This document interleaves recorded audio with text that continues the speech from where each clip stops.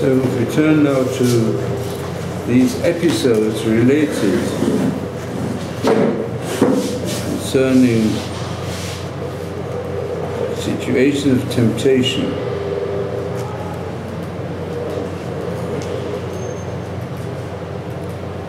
So we explained that the episode of Rabbi Meir and Rabbi Akiva teach, let's call it, doesn't only apply to Averot,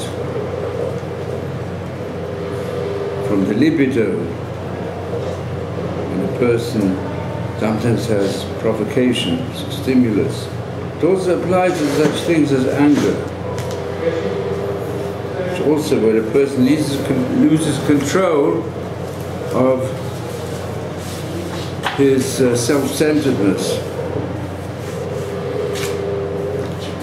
It also happens to people. And even though he thinks he's removed anger,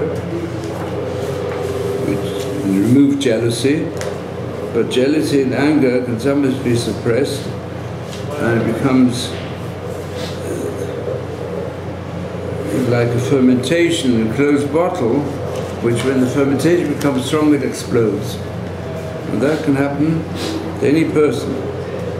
And then we have to learn, Oseh ka'as milibecha.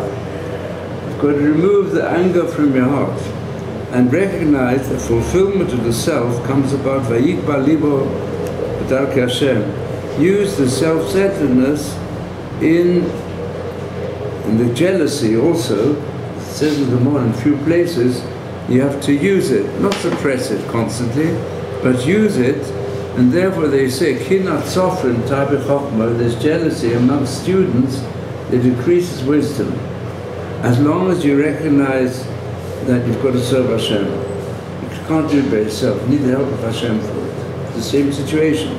And here we have the illustrations given connected with temptations of lewdness and lust.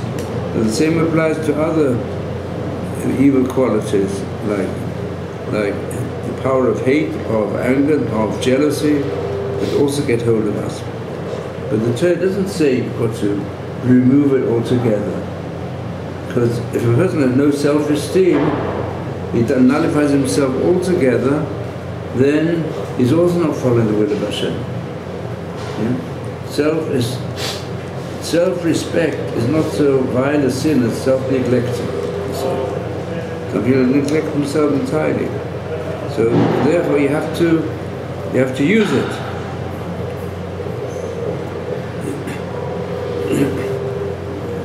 Put all your excitement into finding out what's the truth in learning, which consider that Hashem wants you to do this.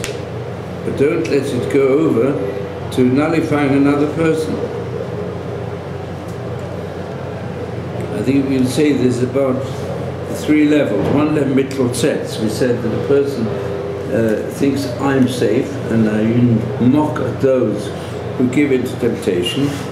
So Hashem will already show you, without the help of it, because you haven't turned to Hashem, it's no good. And that's the essence of the last one we spoke about, where the Sultan comes to him and says to him, because he said, "What if I get temptation, what should I say to the Sultan?" So say to him, Yig'a b'cha Hashem hasatan. You ask Hashem to drive away the temptation. But if you think, the last one is where a person is so self-confident, he says that he'll be saved.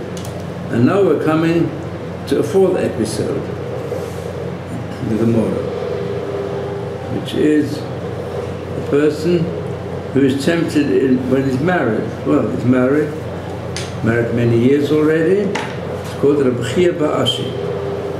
So who wants to read it? Rabbi Chia Ba'ashi, Avrogel, he was accustomed called Idl. Every time, he did Nefilat Apayim. Now today also we did Nefilat Apayim. When did we do it? Tachanun. We say Tachanun.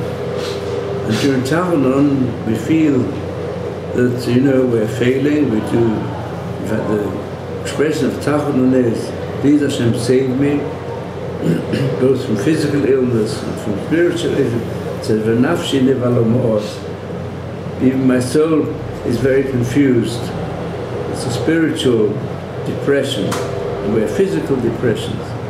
So he added, "Harachamon yatzilin miyetzara." He was an older married man, and he said every day he added something. And in those times, in fact, in those times they didn't just used to put their head on their arm; they used to fall to the floor even. You feel like a pie. So he added, "Hashem saved me from temptation."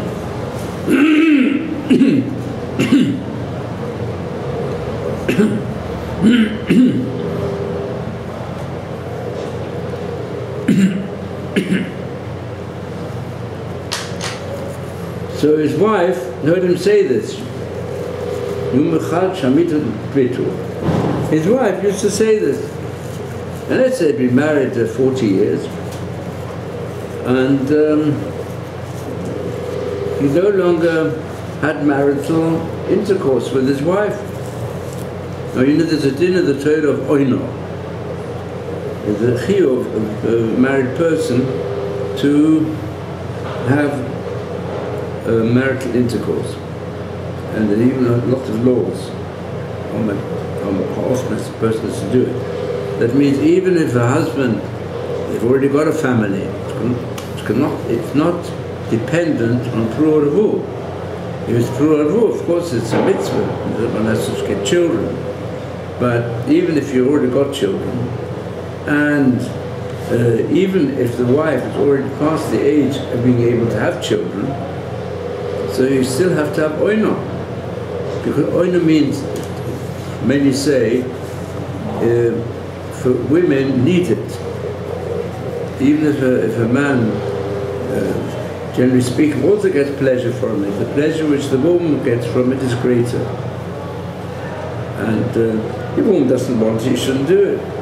But if the woman does want it, then you have a minimum that you have to fulfill of oino, to answer her needs. Because also, the mitzvah is to give her that physical satisfaction that a woman needs. Important for her. So, but this Rav Chia Bar Ashi,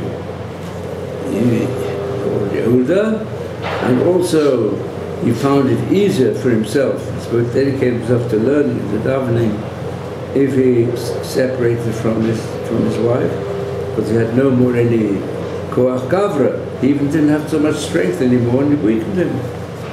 So therefore, every day he said, "Please Hashem, save me from lustful temptation." So she heard him say that. Oh, she said that, "Michte, let's investigate. Ukama shoni, the porish leiminoi, for some years, she said, because he's already getting on in age, so he doesn't anymore have intercourse with me." And she understood it. So why is he afraid of the Yetzer Hara? He's not stimulated anymore. What's he afraid of? So she decided to test him. What did she do? My time, why did he say this? Every day, when Tefillah Apayim, he says it. Yom Echad, have a kogores beginte. It was day when he was learning out in the garden. So I say he learned outside. Did busy learning? So she did koshto nafshi.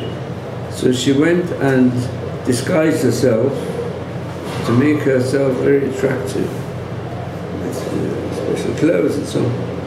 So chalfa. So therefore, Betanya Kame. She passed in front of him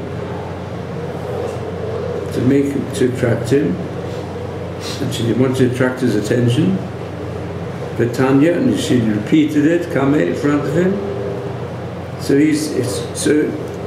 he looked up from his learning and saw her, a very attractive woman. So he said to Manat, "Who are you?" Omra anu charuta, b'chodra, b'yuma. I am a famous courtesan, a famous harlot, who's well known amongst in the town at large.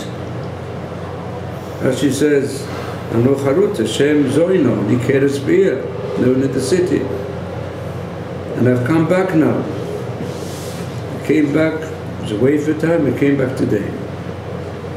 And she was attracted to all. So he said, please, I want to have intercourse with you. So Omrele, so she said to him, if you want to do that, I see up there's a beautiful pomegranate tree. So go and pick me that pomegranate.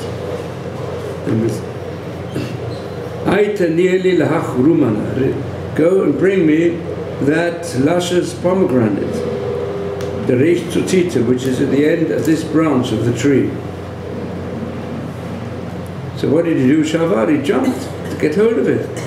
He jumped up and gave Atanila, brought it to her. Anyway, so there's some commentators who say, it would appear that's the view of Rashi, although it's not but some commentators say that what Rashi means, that he actually had intercourse with her. But many others say that he gave her the pomegranate and then she ran away. She didn't stay there, so he didn't have intercourse with her. He attempted to, he was going to. When it came to you'll see there's a different way of two ways of interpreting this whole passage, which have both ways have important lessons, and a lot depends on it, even halachically, as we'll soon see. When he came home, have a kushraga, the pitu, tanura. So his wife went and heated up the oven for food. What did he do, Salik? He went up and sat in the oven. Rashi says he sat in the oven to kill himself. So Rashi goes according to the view that he thought he had had actually intercourse with this harlot. And at his level, he thought that's such an evil act I've done, so I don't deserve to live. So he went to the oven to go and get himself burnt up. But many other commentators know. They say, even if he did do it, you're not allowed to kill yourself. It's a good question. Is a person allowed to kill himself? It's forbidden for a person to commit suicide. So what permission did he have to do this? It's forbidden. So they say, based on this Rashi, and some other commentators learn the same pshat, that if a person feels that he's been so evil and he really deserves to die, he shouldn't just wait till Hashem kills him. It's even permitted for him to kill himself. But there are many other commentators say, and they learn different from Rashi, doesn't really mean to kill himself, he just wanted to hurt himself. That he felt he had to do teshuvah on this terrible lapse for a person like himself. And as we'll see in a minute, it depends how you learn the next line of the Gemara. So following Rashi, it means that he felt he'd done something really terrible. Following the other commentators, they say, he felt he needed an atonement, and he didn't actually have intercourse, but even that a person of his self-understanding of his level, that he was not going to be tempted by anything of this nature, no Zoino could tempt him anymore, and he saw it falling from his level. And therefore he felt he had to, his feet, had to create some pain in his feet, so that his feet who ran to the tree to get the pomegranate and to have intercourse with his harlot, so therefore he felt he had to punish himself, which is permissible, to go through, to feel kaporo through certain self-affliction. So his wife asked him, "What are you doing? I heated the oven to cook some food." "Omrele, my high, what are you doing this for?" According to Rashi, "Why are you trying to kill yourself?" And according to the other commentators, "Why are you trying to burn your feet?" So Omar, so he told her exactly what had happened, because he's close with his wife, and he said, "Look, I've been disloyal to you as well. I went and I was stimulated by a harlot." Of course, and she was up. She wanted to know. She wanted to know, does he, if he's got no power anymore to live with me, so I understand it. I'm not going to ask him to strain himself for my pleasure. But if he can still do it, still do an act, and even if he's still got some sexual desire, why doesn't he fulfill the din of oina? We should have a regular intercourse he's supposed to have. Even if you've got children, even if you're beyond the age, but you've got to give pleasure to your wife. That was her testing point, that's why she did it. So he told her, he didn't know it was his wife. He thought it was a harlot. He said, "No, So then she said to him, you didn't really sin. I just wanted to test you. It was me. I dressed up as the harlot. You see, I can make myself very attractive. Perhaps you've forgotten that I can do that, and you're just not bothered with me. That's why I wanted to do it." He admitted to everything that he'd done and felt very bad about it, according to Rashi, even to the extent that he wanted to take his own life. So she said, "No, it was me." He didn't believe it, because she looked so different. So I saw someone different tempted me. When she came home, she dressed up in her usual clothes. Didn't put on, I suppose at that age, she didn't put on makeup, but the way she appeared to him, she could act like a harlot. And she said, I did it to see if you can still on the level that you also have some stimulation, and therefore there's no reason why you shouldn't fulfill the din of oino. So he wouldn't believe her. Until the Yovelei Simone. Until she gave him the Siman. She showed him the pomegranate. And that's all the Ben Ish Chai says, why pomegranate? Why did you do the Siman of the pomegranate? Because the pomegranate is filled with seeds. And actually it fits together with the explanation of what I'm adding to the Ben Ish Chai as follows. The Gemara says that sinners of Am Yisrael, kefela harim and rakoteich, people who are empty of mitzvot, they're still filled with mitzvot like a pomegranate. Some even say, some of the pomegranates have how many seeds, do you think? 613? 613. Because even the biggest sinners are filled with the potential of mitzvot, like the pomegranate, 630 mitzvot. Well, this is the two explanations. One explanation is, which I always say, there's no such thing as a non-religious Jew, is not yet religious. You've just got to take the Jew and put him in the right type of earth and give him plenty of waters of Torah and sunshine, kindness, then that Jew can become a beautiful tree, producing fruit. The potential of a Jew is enormous. And therefore all Jews, even if they seem to be empty of anything to do with Yiddishkeit, put them in the right environment, give them the right amount of shiny sunlight, of the Torah and the waters, and you become a fantastic Jew. That's one explanation. The other explanation is that the Jew himself, especially if he's already old, he may say, well, you can't change him. But he has children. The children of that Jew, don't despise the Jew. The Jew can get children. And the children can become big Talmidei Chachomim and become great people, great Jews who keep all the mitzvahs with enthusiasm. So maybe that's the pshat here.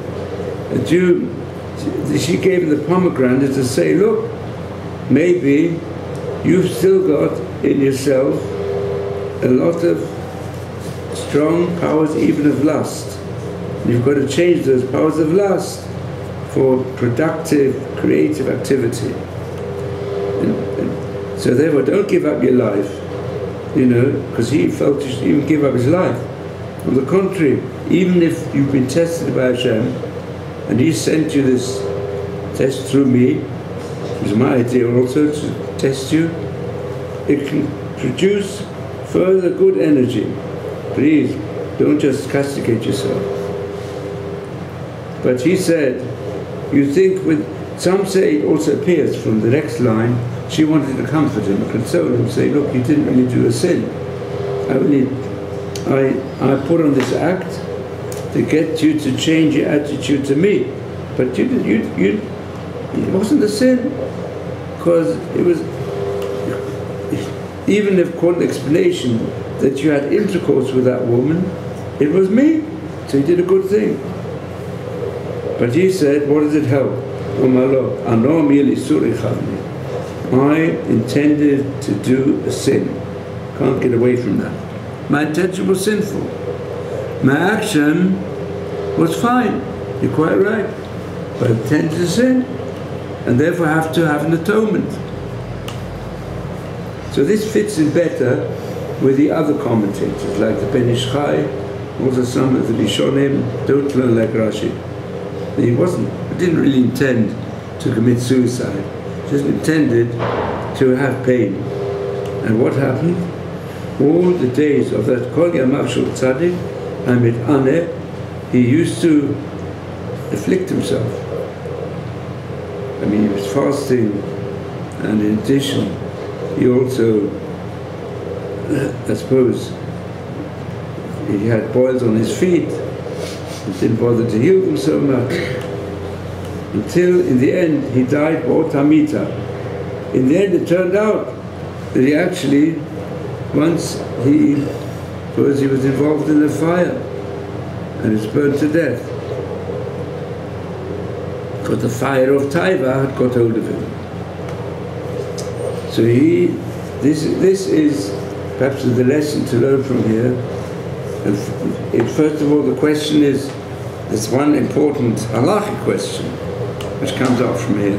Is a person permitted even to go and commit suicide because he wants to do teshuvah? So in the halacha, most poskim say it's forbidden. But there are some who developed this concept, the Shailus and the poskim. Yaakov Emden, in one of his tshuvas, thinks it is permissible. The person feels it's even required. There was a certain case where this came up.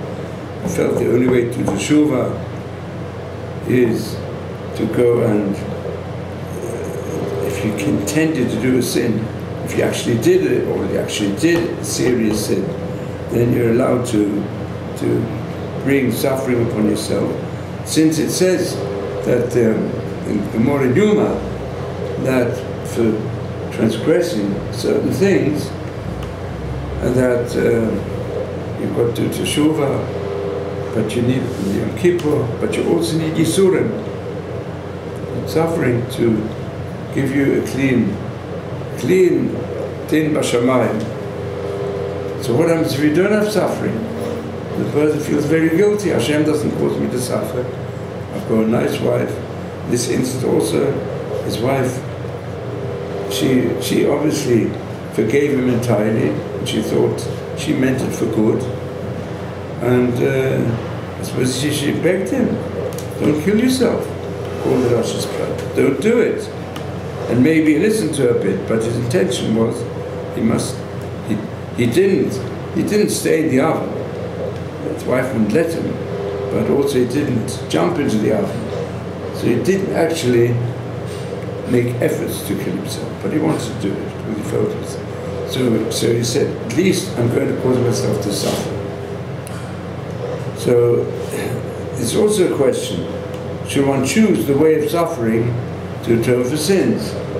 So for some people, sometimes they say it's permissible, but many others say there's better ways of doing it. Don't think also that I will say this by the Jew, don't think that you should afflict yourself. It's good to I've applied it now to the lower madrigas on which we find ourselves. Well, this has a lot to do also with how to do teshuvah, whatever the sins. As I said, there's also sins of anger, of hatred, of jealousy take hold of us. So there's a better way of doing teshuvah, which is hinted at also by the Rimon. In other words, to rather than castigation, use ways of developing your potential in the right direction. Kaddish l'chatz, to go in the way of sanctification by throwing yourself into Torah and mitzvah. So, you've got any questions on this? Yeah, maybe she should have dressed up that way in the home every day. Then she would have enticed him in a legitimate way. Yes. You know, there's a case like that brought in the Gemara also, that the husband wanted to divorce his wife, and so on. So different reasons. So the Chazal, the rabbis who could consulting the girl, so they went to dress up the girl to be very attractive, and brought her to the husband. See, that creates a shalom bayis. Of course, it also teaches us it's important. It's a lesson to learn from here. Yeah. Did I understand correctly that Rabbi Yaakov Emden, he allows under certain circumstances to mitkaper on his sins? Yes. For Baal Tshuva to suicide himself? I don't know the tshuva yet. I can bring the tshuva the next year to show you. In certain instance of permitted it. When it says here at Shemet Ve'odomita, when it says here at Shemet Ve'odomita, it says like he died in a fire in his bed. Yes. Was that a punishment from Hashem? Because he said before, I still need some punishment for the act not the act, but the actual intention that he had. Yeah. Was that some sort of like, what's the meaning of that last part? That he died in the fire? That's his atonement. He got the atonement that he wished to come on himself.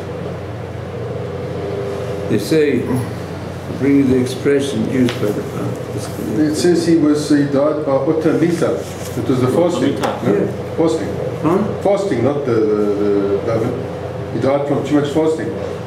Rashi says no. Utamita was, well, not Rashi, but the others say.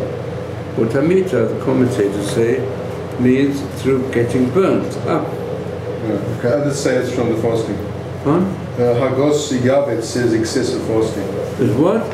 Hagahos Yavetz. What did he say? Excessive fasting. From fasting. Saturday, no, day edition of Talmud Bible. Oh, from fasting. Okay. But mit aneh, you could translate, means afflicting himself. Could mean from fasting, but others say from burning. Midah connected midah. I remember in university, I would learn there in the text that according to the professors that studied anger, they said that letting off steam or letting off anger, which is what society thinks is a good thing, to let off steam, but according to the professors, they said that that leads to increased anger, letting off steam. Is that the Torah approach, or is that not the Torah approach? Well, A person should not let out anger against other people. But the sages do say, let's say a person is very angry, feels like hitting someone. What should you do? You should take some old furniture and break it into pieces. You should let out anger on inanimate objects instead of on other human beings. So there is the concept of letting off steam. In fact, when it says in the Chumash, if you've got a grudge against your fellow man, so don't keep it inside.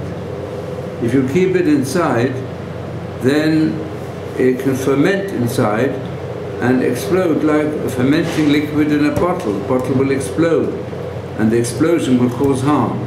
What we should do is try to discuss it, get calm, and then discuss your grudges against somebody else, and thereby you'll be able to, as it were, get rid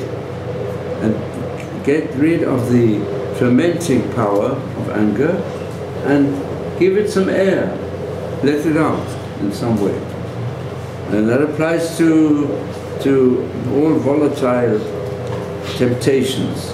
But it's important to have a channel through which to express it in a good way, instead of in a way which can do harm.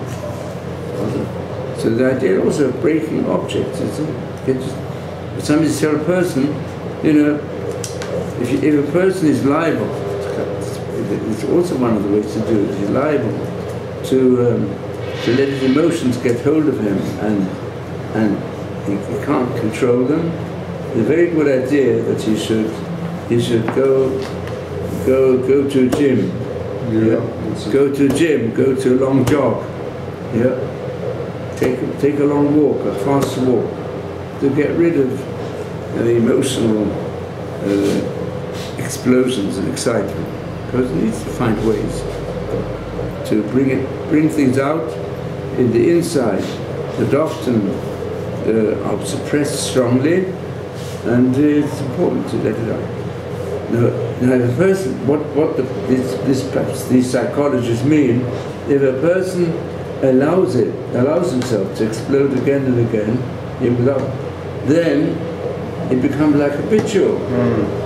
And then the more he allows it to come out in the wrong manner, the worse it'll get. Now let me analyze your question. I think he discusses it here as well. Brings some of the sources of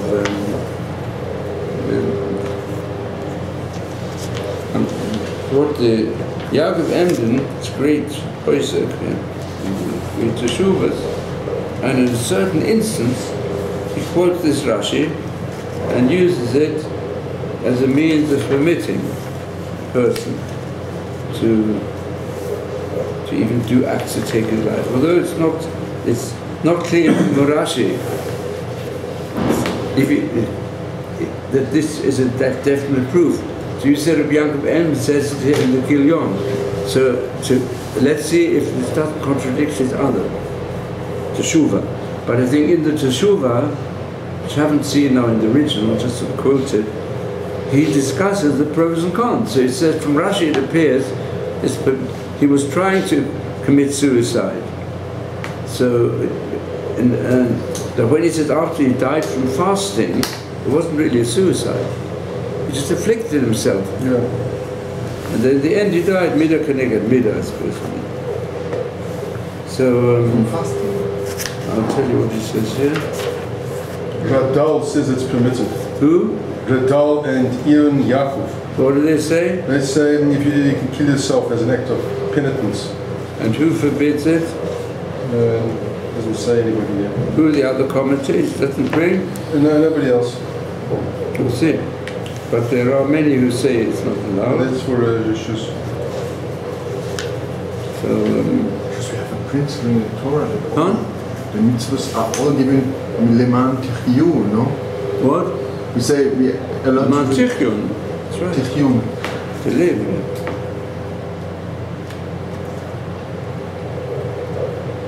Oh.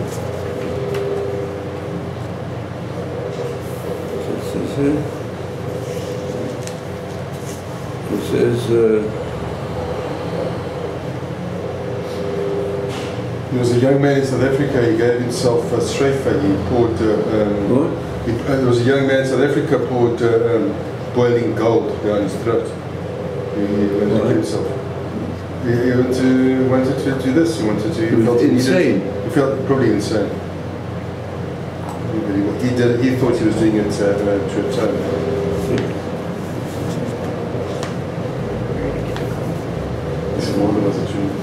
Rashid he brings it in. I'll tell you the case where he permits it. Isha, there was a woman who committed adultery. And where the din is, she has to have chinek. So it says permitted her to kill herself, and there's even made sidot. But others certainly not allowed to kill the person. But l'adam atzmo, hutel aved atzmo, לדעת לשם כפרה, שאיס אל עבד עצמו לדעת, אין הסניף מפרשת ציחה. He wants to say that the prohibition to kill oneself is not part of the law of murder, אלא מדין לחבלה. It's part of the din, the person shouldn't injure himself. It's forbidden for a person to injure himself. And therefore, although others are forbidden to kill him, even when he's obligated to have an atonement, but the parsha of Ritzicha doesn't apply to this, only the parsha of injury. And when he does it for atonement, it's not called an injury.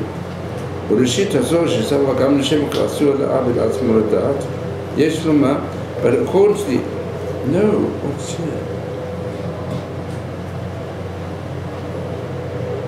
I'm not sure the Ivet decides like this. The way he brings it here is, if you regard it as a branch of the prohibition to injure, then it would be permissible. You can argue permissible.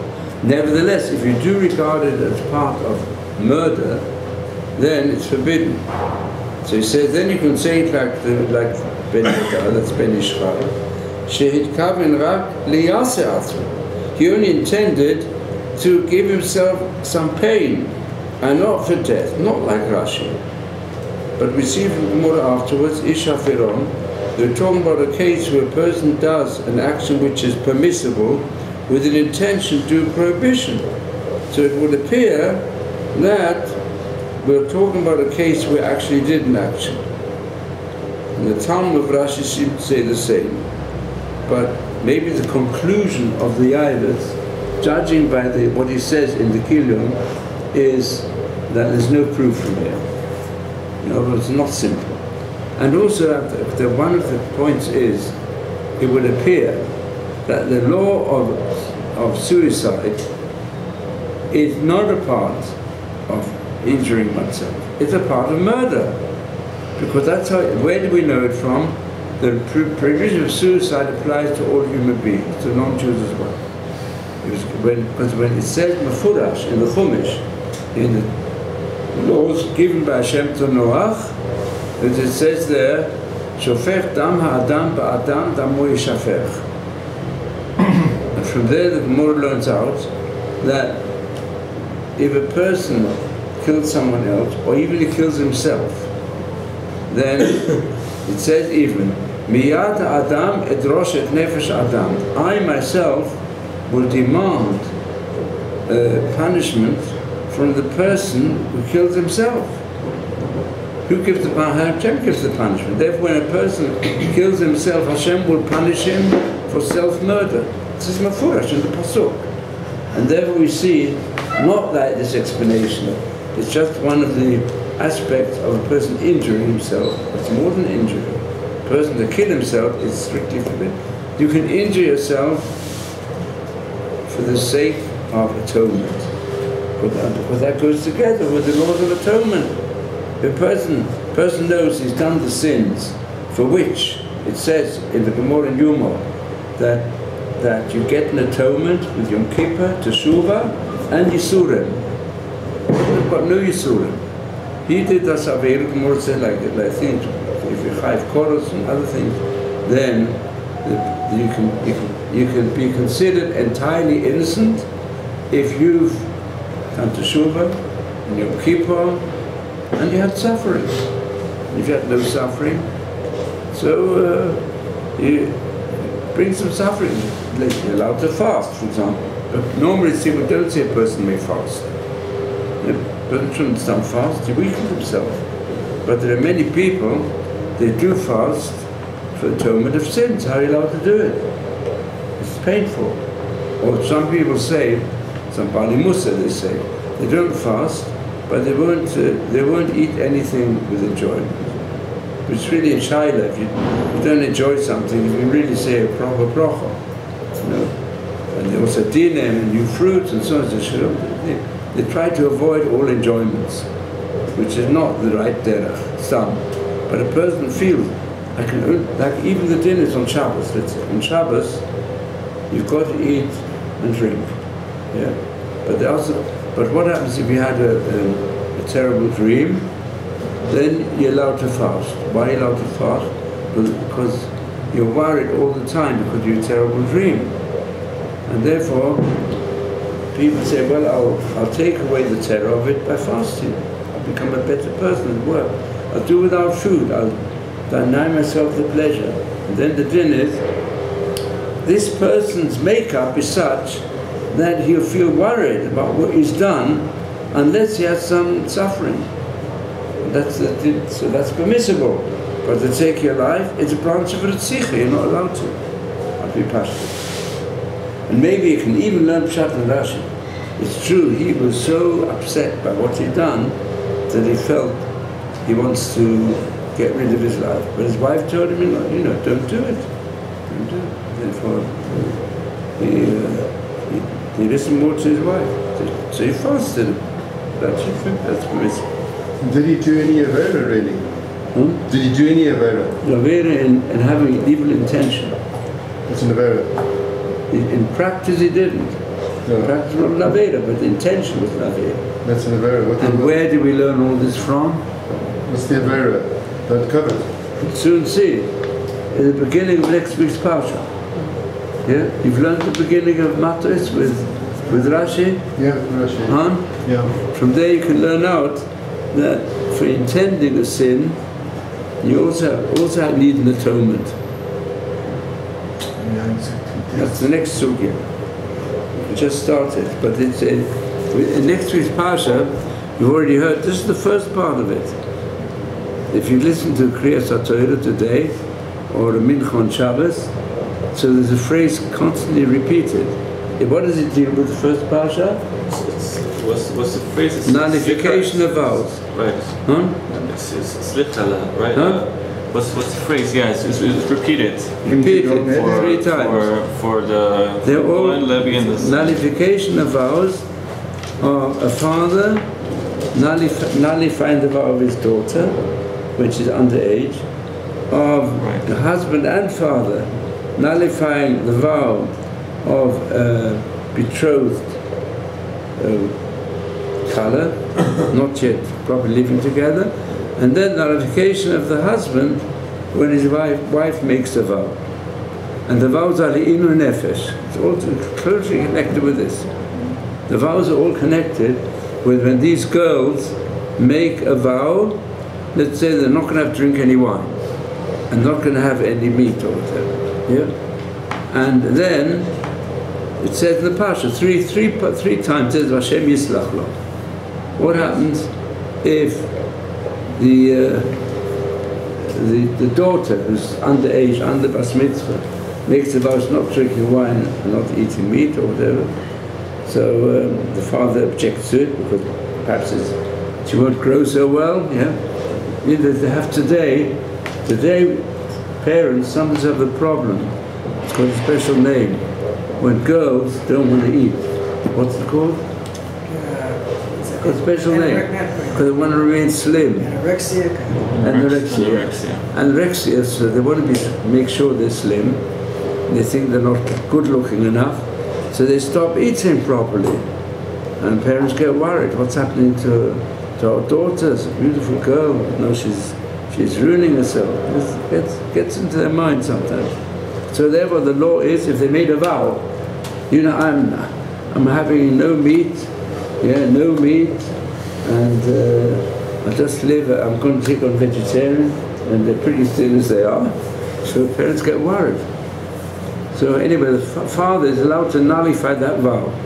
If you just made a proper vow, a vow which is binding, a vow with the name of Hashem, you can nullify it.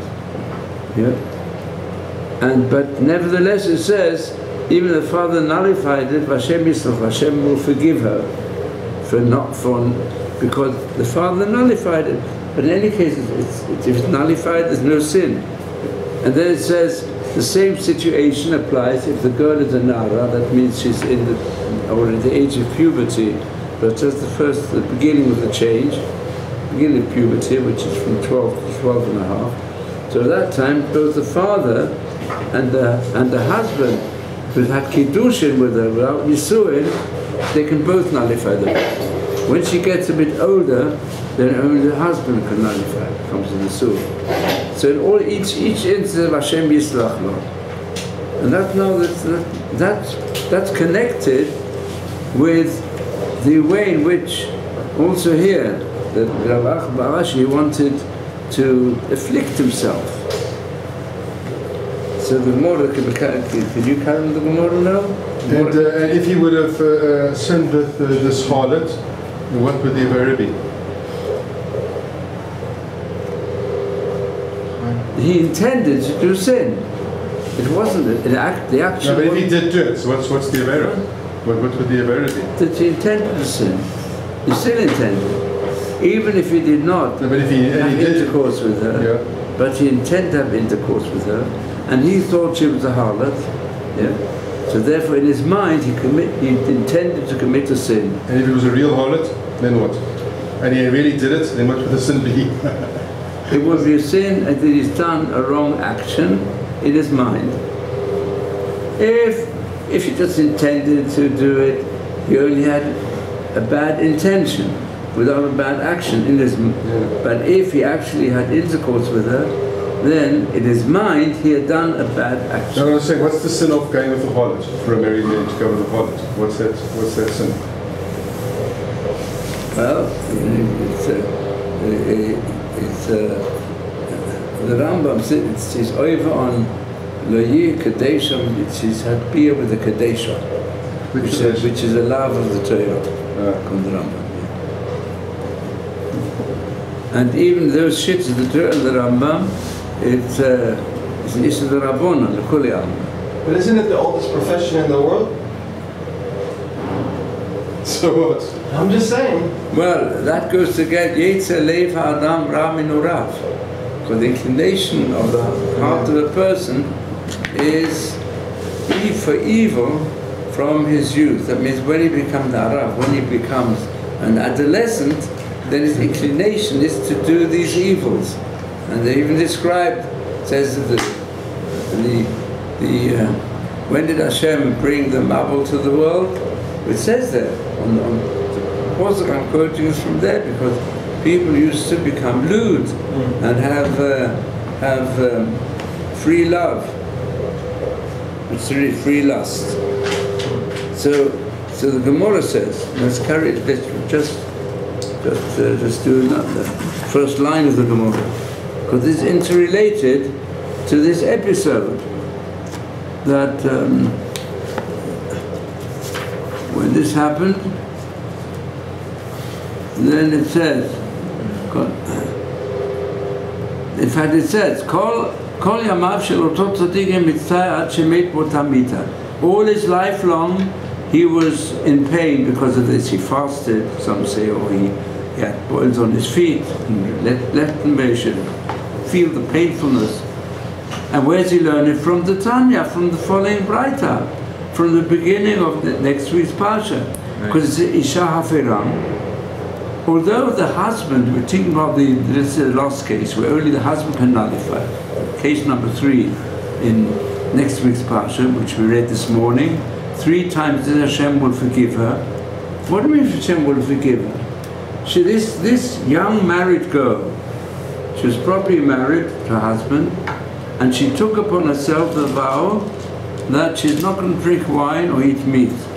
And the husband says, why not? You're getting very thin. You're getting a bit too thin. I don't want you to take these vows upon yourself.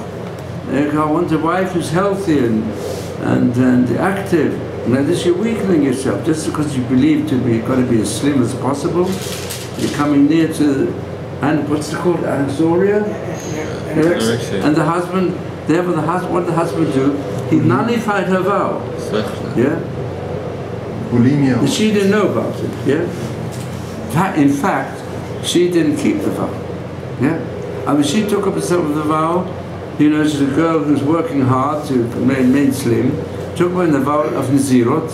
Yeah, that she's not going to drink wine, be like a Nazirah for 30 days at least. And the husband doesn't like it. So therefore the husband nullified, and she didn't know he nullified it. And what did she do? She took a vow and she didn't keep to it.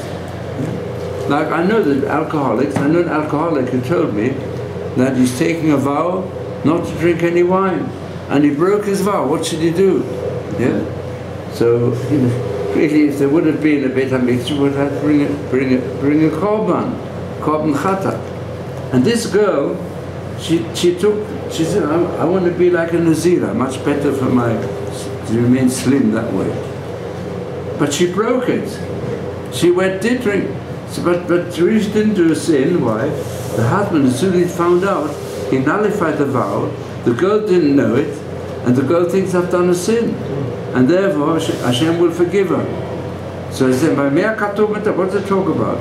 Isha Shinadra Benazir, a woman shortly married. She made a vow she's going to become a Nazirite woman. The husband, as soon as he hears about Hefelot, he nullifies it. V'lo yada, she didn't know it nullified it. She thought the vow was upon her, she felt very guilty. But what did she drank wine. She also wanted to go to the Kivrei Tzadikim, which she shouldn't have done, because she's not allowed to be near the maiden, like the Nazir. So she went. Rabbi Akiva, when Akiva came in his posture, he cried. He said, someone intended to eat chazir. He thought of giving a portion of pork. But he was given kosher meat. Yeah? He went to he went special in Treifa restaurant, and perhaps as the restaurant of the Goyim, where they also sell kosher meat. And the head of the restaurant knows that this is a Jew. So he gave him lamb meat. And he didn't even know, he didn't taste the difference. He wanted to have pork. He wouldn't give him pork. Yeah? So Torah says he needs to have atonement. Like this girl is the same thing, same situation on her level. So therefore, if that is so, still somebody intends to eat chazer, and he actually ate chazer, certainly he needs to have an atonement. Okay, it's getting lunchtime now, and I want you to have, this week you can still eat meat. So, this week you can still have meat. I don't know if I give you meat. Next week you won't. So no pork. No pork. No pork. Next time bring a Gemara. Yeah, bring a Gemara. Gemara share, bring a Gemara, right? I think it was no more, because they